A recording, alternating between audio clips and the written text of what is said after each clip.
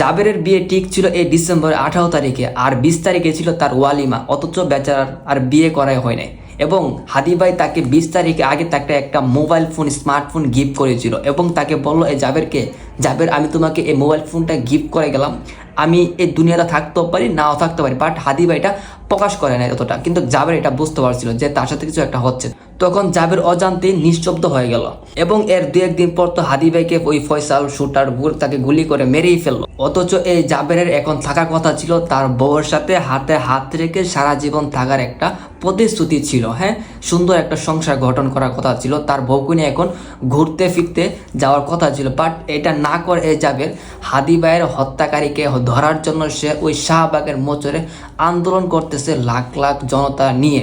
এটাকে বলে প্রকৃত বন্ধু বা প্রকৃত ভাই ব্রাদার, এবং তাকে আশ্বাস দেওয়া। এবং এই জাবের হাদি ভাইয়ের সাথে থাকতে থাকতে সে কিন্তু হাদি ভাইয়ের মতন হচ্ছে, এবং হাদি ভাইয়ের যে আদর্শগুলো আছে এই জাবের এগুলো অনুসরণ করতেছে। আমার জানা মতে এই জাবের আর এখন আর বিয়ে করবে না, কারণ হাদি ভাইয়ের খুনিকে না ধরা পর্যন্ত সে আর থামবে না। আর এই শীতের মধ্যে এই জাবের আন্দোলন চালিয়ে যাচ্ছে।